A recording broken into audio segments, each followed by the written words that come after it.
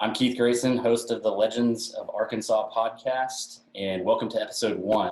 Really excited about today's guest because he is actually the reason for the show. If you know me at all, I'm kind of quiet in public and grew up as around a lot of loud people, and all my friends are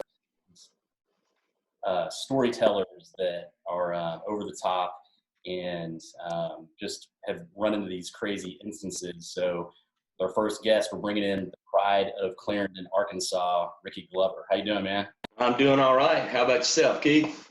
I'm making it. I'm probably a little bit too old to feel the way that I do this morning. I probably need to get a little hair of the dog. There you go. There you go. Well, here's to you. Happy inaugural episode. Yeah, we're going to get it off right. So if you aren't familiar with the show that we've been promoting, it is kind of a comedy. It's sports related, but it's just a collection of stories that a lot of people haven't told. And the idea for this show came from Rickey and I met up with each other after the LSU game, the baseball game a couple years ago, maybe last year. And I heard a story that needed to be told in front of a microphone. And I just asked why he has not had his own thing. The guy's hilarious and you have some iconic things that have happened to you in the past, but we're going to start at the beginning. So for those of us that don't know, how was it growing up in Clarendon? I think I got a shot right here in my background. Oh yeah. It started early. You can and look at them guns too. I was pumping iron at a young age. But no, Clarendon, great place to be from being the key word. I love going back and visiting, and growing up there was had a heck of a time raising Cain in high school. But once I moved to Fayetteville to come to school, I fell in love with it up here, and it's still my home here 30 years later. So your folks Hog fans, or because it's weird. Oh, the way that I became a Hog fan was kind of weird because my entire family are Longhorns. And then my dad was never into sports. He can't name a player on the team. But I just became this fanatic kind of on my own in some weird way. So how did you grow up calling the Hogs? Well, I think they'd have disowned me if I'd rooted for anybody else. They taught me to sing the fight song, call the Hogs, as long as I can remember. I've been in the middle of it, and my folks are both very passionate fans too, and so that's where I get it from. We're loud and proud. Good to hear it. Okay, so now if you're watching along on Facebook Live, you can see the virtual backgrounds that I got. So this to me is one of the most iconic photos of a fan, and that's Rickey in the middle of the goalpost, and that was on the front page of the Arkansas Democrat-Gazette. So let's go back to November 13th, 1999. What were you feeling that day? That looks like ecstasy. Are you on that, or are you just feeling that?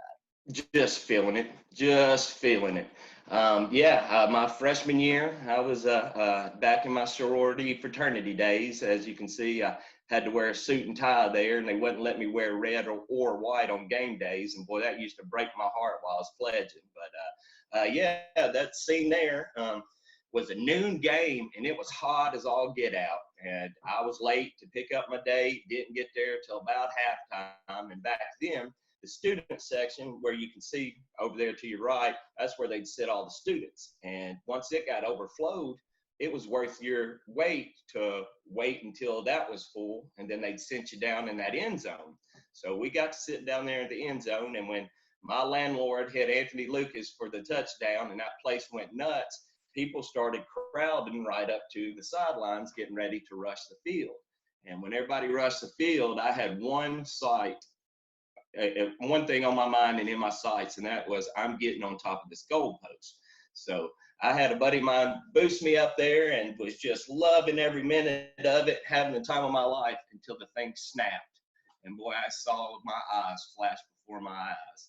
And finally rode that thing down and got caught up in the actual side of the goalpost. And they took me all the way to the opposite end of the stadium and out the stadium and halfway to Dixon before I realized my girlfriend has my coat, my keys, my wallet, and everything, all my life's possessions on her right now.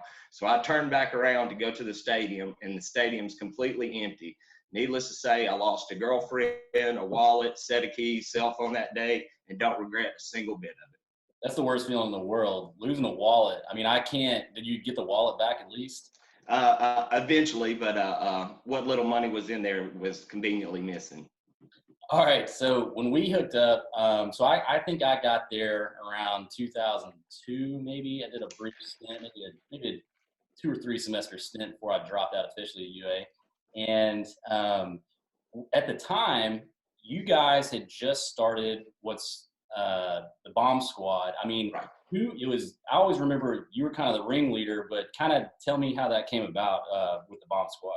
Well, I guess it goes back to 2000 is the first baseball season that I lived up here. And I used to go with either by myself or would drag somebody that really could care less. And we would sit in the stands and watch and have a good time. But I always noticed there was a group of people out in left field that were always grilling and having a good time out there. And so I walked up and kind of befriended 1 or 2 of them. And that's when we figured out, as long as your hamburgers are on top of the beer in your coolers, they kind of look the other way.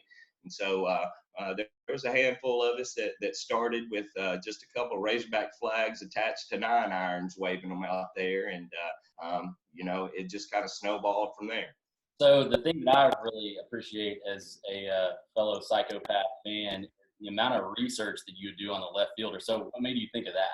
Well, back pre-social media days, I met a guy by the name of John Clark. He was one of the founding members of the Baum Squad out there.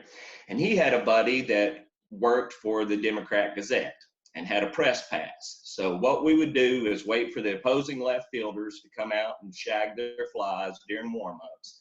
And we'd write down their numbers.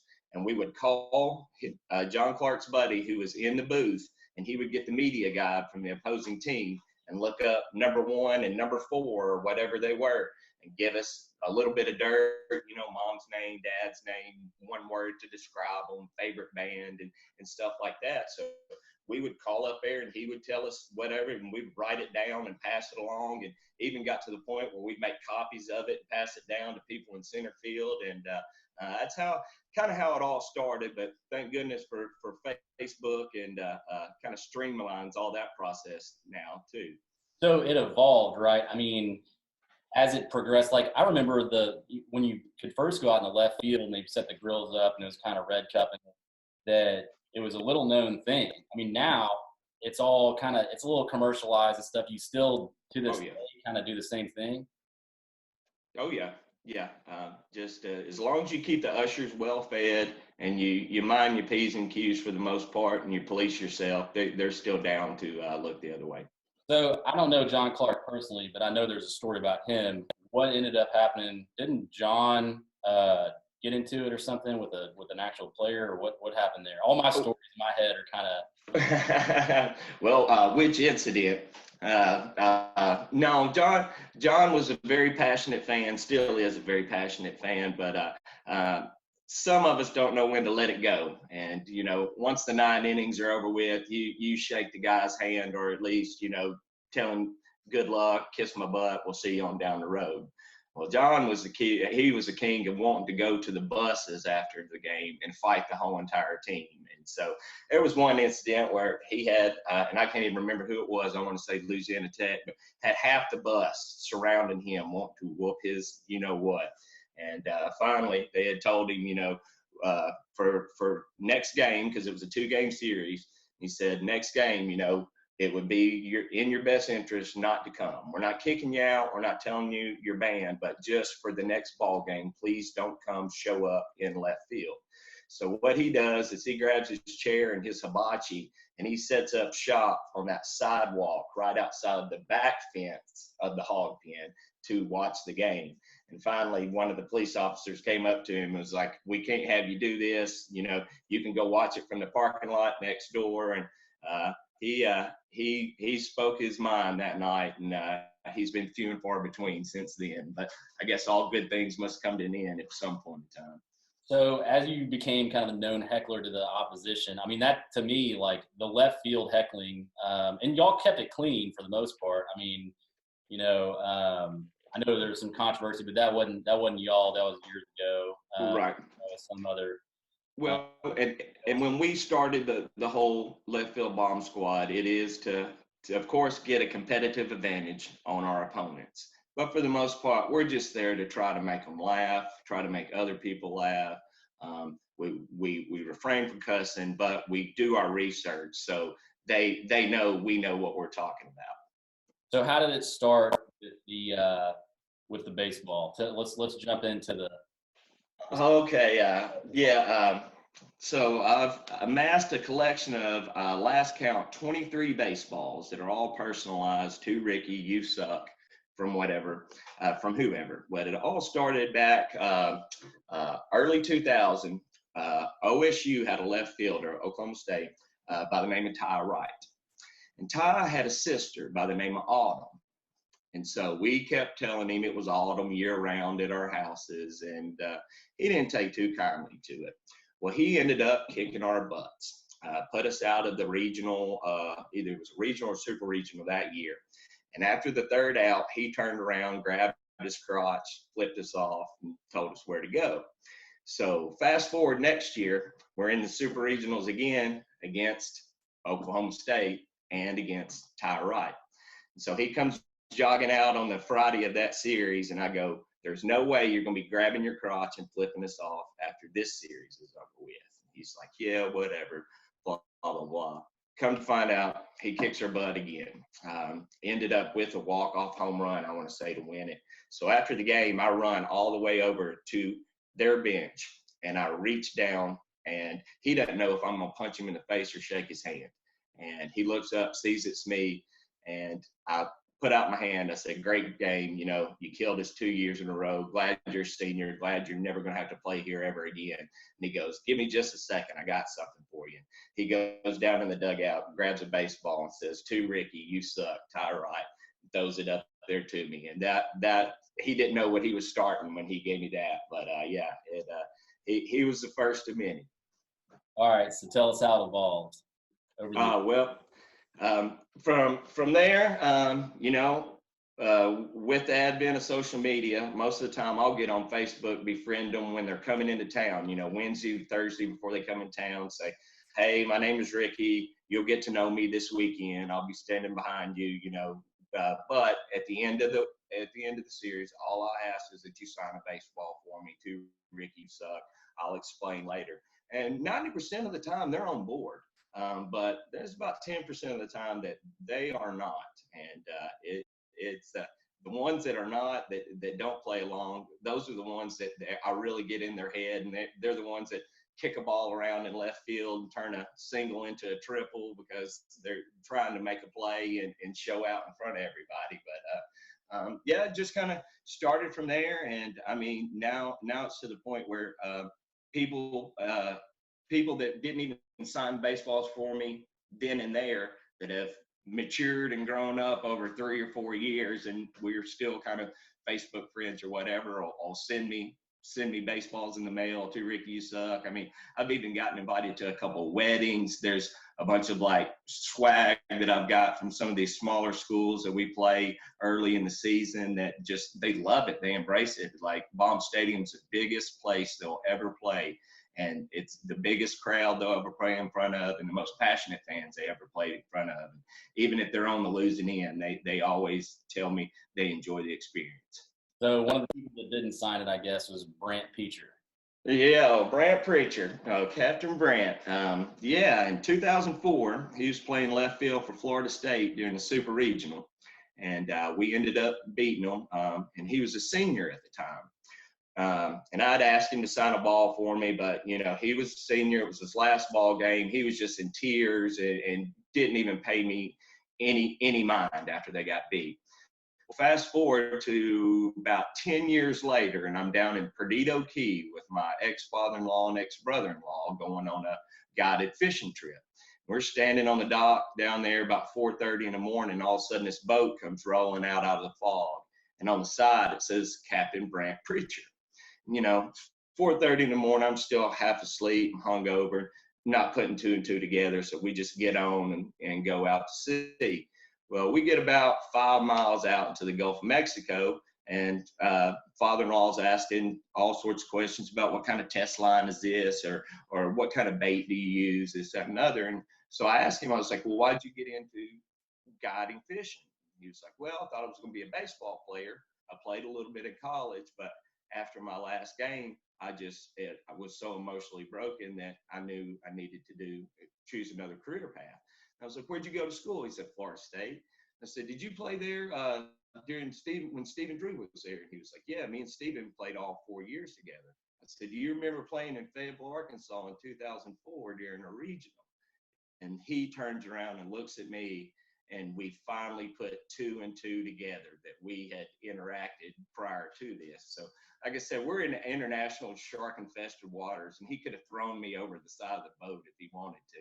And he just started laughing his ass off. And he was like, yeah, you're one of the main reasons I realized I don't think I can play AA ball for the next 5 years and just be heckled within an inch of my life. So I decided I'd start my own guide service. So yeah, it's funny what a small world it is. So you heckled a guy to tears at the end of his career in his last game, and why did you not just wait to tell him until you got back to the dock? Well, because he figured out who I was before I figured out who he was. I was starting to ask all the right questions and put 2 and 2 together.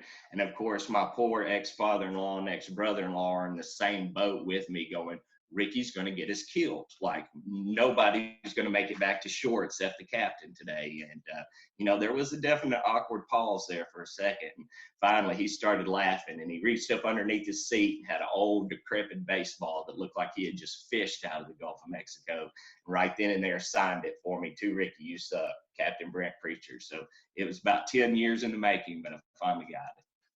Well, that's a major coincidence. Also a coincidence, this show is sponsored by Angler Up out of Pensacola, Florida, and we got Captain Brant coming in right now. Yeah. Log him in.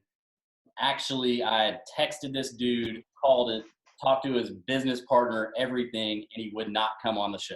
So, oh, really? Yeah. I don't think he's over it. Well, he's got quite a lucrative fishing career down there. I've seen some of the stuff on YouTube, but I'm proud that he's made something of himself, and I'm also proud that I could break a man to that point. Well, if any hog fans are in the area, look him up on YouTube, find out his girlfriend's name, and go on a trip with him and heckle him the whole time. Yeah. Fishing guide. Yeah. All right, man. Well, okay. So I've always wanted to know this, and I've never wanted to ask people directly about any physical defects or anything. But how did you lose your teeth? Barstool incident, Art's Place. The Saturday before Easter Sunday, going on, I want to say 12 or 14 years. And I wish it was in a barroom brawl type scenario, but the real story is I was drunk on JTS Brown. And there were peanut shells on the floor. I got up to dance with one of my best friend's mama and twirl around the dance floor. And when I did, I slipped. Went to catch myself going on down and missed the chair by about this much and went chin, teeth. But the worst part about it was, as I'm lying unconscious on the ground, a buddy of mine comes up to me and goes, he ain't hurt, he's just embarrassed. He picks me up by the nape of my neck and by my belt loop, about 2 feet off the floor, and sees the blood flowing from my mouth and goes, holy shit, and just drops me right back down. So in their infinite wisdom up at Art's Place, instead of calling me an ambulance, they called me a cab just to get me out. And so once I finally came to on Easter Sunday, went to the bathroom, take a leak, looked up at the mirror, and kind of smiled, and like I said, they were gone. And no dentist are open anywhere near here on Easter. So it was a long 24, 48 hours before I finally got it all extracted. But what doesn't kill me only makes me stranger, and I'm about as strange as they come. I never even, in college, I never saw you with them in. You never wore it. You rocked it. The front out all the time, man. Oh, yeah. All right. Well, so one more story, I guess. So you've been, I probably posture is a little bit of a hard ass, but I'm no fighter. I have been open-handed slapped a couple times by grown men and one transvestite. But I guess you slapped somebody. So I guess my thing is you got banned for a little bit for slapping an LSU fan, and I think that's kind of fair game just because they all deserve to get slapped. And every time I've been slapped, I know that I deserved it. Now, if I get hit with a closed fist, then there's something coming back. Right. But what's the difference, I guess, in some situations that call for an open-handed slap or a closed-handed fist? To tell you the truth, I'm a Glover. I'm not a fighter. So, the only time that I've clenched fists and thrown punches, it's usually a drywall. It's not really anybody in particular. But no, this one LSU fan, and we all know how LSU fans can be, was making a point. I don't know if you've ever sat out in left field, but they arrange them chairs just so. So we're in aisles, and you go back and forth to the bathroom, but this guy was going out of his way to walk in front of me every single time and just say little snide remarks here, there. And, I take it in stride, good sport for most part. But, once the seventh inning stretch hits, and we always say that's when you put the women and children to bed and, go out and find dinner. Well, he came back the last time. He was pretty cocked, and I'd had a little bit in me. But he walked by me, and he just flipped the hat off my head while I was sitting down. And so I immediately stood up and out of instinct just cupped and right across the face. And the thing was, the ushers kicked both him and I out, but I had established a nice rapport with the ushers forever. And they were like, all right, we're just banning you for this game, but we're going to say it's for the rest of the year. And luckily it was the Saturday before the last Sunday home game. So even though I was banned for the year, I only had to miss 9 innings, and then the 2 innings I missed that night. So, it's all in good fun until somebody touches my hat, and then that's usually grounds for an open hand. Yeah, all right. That's fair enough. And LSU fan, just psychopath. So, all right, man. I don't know how you're holding up through all this downtime, because we're supposed to start a 3-game series with Auburn this weekend. How you taking it? Well, it's tough, especially the start of the season we got off to. It didn't seem like we were firing on all cylinders, and I know it usually takes time. Baseball's a marathon; it's not a sprint. But not being able to even as much as practice right now is going to make the marathon an even longer marathon. And what kills me for all these boys is Van Horn's been knocking on the door forever. He's the best coach in college baseball, hands down by far. But we keep knocking on the door. Eventually, we're going to win one. But golly, I need it to be sooner than later. Yeah, that makes 2 of us. And just the saddest part of the whole thing for me was not being able to see Kerstad in that box again in Baum. Oh, yeah. He had the best I've seen as a Hog baseball player since I've been following the team for sure. And you talk about wide hot. I think he was on pace to have a homer and a half in every game this season if we'd have played it all the way through. But them's the breaks. All right, man. Well, we're gonna get you out of there. Thanks for coming on and kicking. Hey, no problem. I enjoyed it. We're gonna have you back again. Like I said in the warm up, this is all based on my friends coming on that are funny, and I don't have any friends, so we're gonna have. We'll get to the Ramsey Fulbright Jesus on Easter costume at Baum, and get into some of those other stories when we get you back. All right. Well, I promise I'll have my balls next time. All right, man. You gotta pack your balls for every trip. Oh yeah. All right. Well, good luck, Godspeed, go Hogs, and I've enjoyed it. All right, take her easy. All right, that was Rickey Glover, the pride of Clarendon, Arkansas. This is Legends of Arkansas podcast. So if you laughed at Rickey, if he made you laugh once, go and rate us a 5-star on anywhere you get your podcast. We're gonna be on Apple, Spotify, Google, Stitcher, SoundCloud, YouTube, Facebook Live, and give us a subscription too. So it's going to be a mix of my friends and former players, and we're going to fish up some people that are funny as hell and keep this thing going. If you want to support the show, we're doing this for free, but definitely go, and in the show notes, I will link the Brandon Bullsworth Foundation, and that's who we're going to, if anybody wants to support this show, support that organization, and also support your local high school football team, because every dollar that those booster clubs get goes to the best place you can possibly spend your money for a charity, because 100% of that goes to those kids. So with that, I'm Keith Grayson, and this has been Legends of Arkansas, and Rickey Glover is definitely an Arkansas legend. Okay? See you next time, guys.